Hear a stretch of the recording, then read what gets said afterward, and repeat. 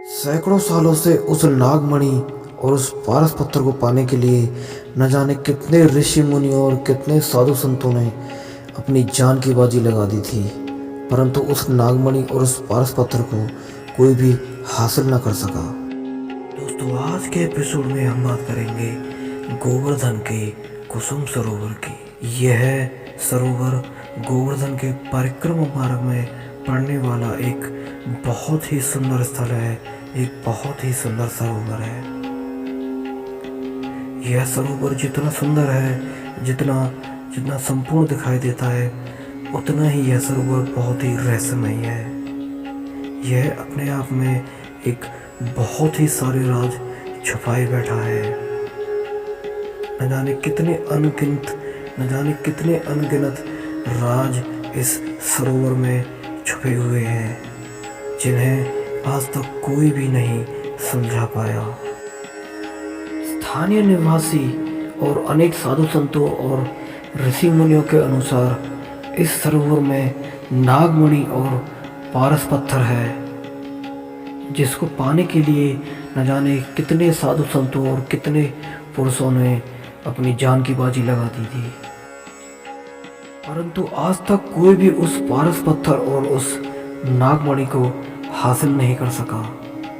और उस पारस पत्थर और उस नागमणि को हासिल करने के लिए जो भी कोई इस सरोवर में उतरा, वह या तो बच के वापस नहीं आ सका, अगर बच भी गया तो वह विकलांग या अंधा या कोढ़ी बन गया था।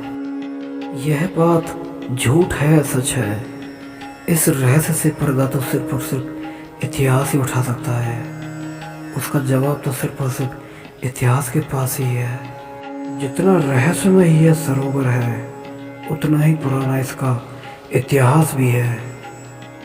इस सरोवर को अनेकों बार मुगलों द्वारा तोड़ा गया था, परंतु बाद में 17वीं शताब्दी में जाट राजा सूरजमल और उनके पुत्र राजा जवाहर सिंह द्वारा इस सरोवर का पुनर्निर्माण करवाया गया और यहाँ अनेकों छतरियों का निर्माण करवाया गया था। इन्हीं अनेकों छतरियों की वजह से आज इस सरोवर की सुंदरता में 4 चांद लगे हुए हैं। इन छतरियों के खंभों, दीवारों और गुंबदों पर जो महीन कलाकृति की गई है, वह उस दौर की वास्तुकला के बहुत ही सुंदर प्रदर्शन को दिखाता है, जो कि कलाकृति का एक बहुत ही बेजोड़ नमूना है। यह राधा भवन है या फिर राधा की छतरी है। इस छतरी की दीवारों और खंभों पर जो कलाकृति की गई है, वो बहुत ही सुंदर है, बहुत ही कमाल की है। और जब हमने इस भवन के अंदर प्रवेश किया तो वहाँ का नज़ारा देखने लायक था। वहाँ का नज़ारा बहुत ही अद्भुत था। इस भवन में अनगिनत किवाड़ थे और अनगिनत जालीदार जंगले, और जो सी खूबसूरती को 4 चांद लगा रहे थे। दोस्तों, कहते हैं कि इस जगह, यानी ये जो आप सामने पत्थर देख रहे हैं, यहाँ पे राधा जी के असलियत के पैरों के निशान हैं, जो कि 5 से 7 हजार साल पूर्व के हैं। इस भवन के गुंबदों पर अनगिनत चित्रकारी की गई थी। इस चित्रकारी में राजा सूरजमल अपने दरबारियों सहित कहीं दूसरी जगह कूच कर रहे हैं। तो इस पिक्चर में राजा सूरजमल अपने दरबारियों के साथ बैठे हुए हैं। दोस्तों, कहते हैं कि इस भवन में राधा जी के असल के पैरों के निशान हैं, जो कि 5 से 7 हजार साल पुराने हैं। और इस भवन की शोभा देखते ही बनती है। और दोस्तों, ये एक और छतरी है। इस छतरी में पशु और पक्षियों की कलाकृति की गई है और बहुत ही सुंदर रंगों से इसे उकेरा गया है। और यहाँ से जो नज़ारा दिखाई देता है इस सरोवर का, वो बहुत ही सुंदर है, बहुत ही कमाल का है। कहते हैं कि इसी सरोवर पर श्री राधा और श्री कृष्ण चोरी छुपे मिला करते थे। श्री राधा जी यहीं इसी सरोवर की वाटिका से फूल चुना करती थी अपनी सहेलियों के साथ, और यही इसी वाटिका और इसी सरोवर में वो श्री कृष्ण जी से चोरी छुपे मिला करती थी।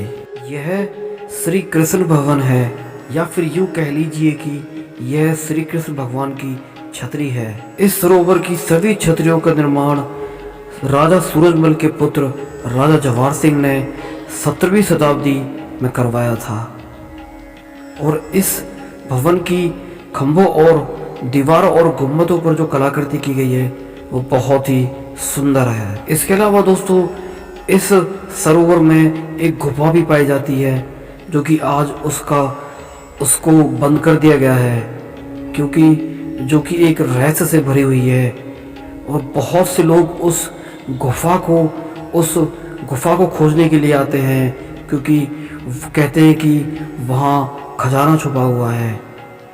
परंतु आज उस गुफा के गेट को बंद कर दिया गया है, जिससे यह सरोवर और यहाँ की छतरियाँ और यहाँ की गुफाएं आज भी लोगों के लिए एक कौतूहल का विषय है, जो कि लोगों को सोचने पर मजबूर कर देती है।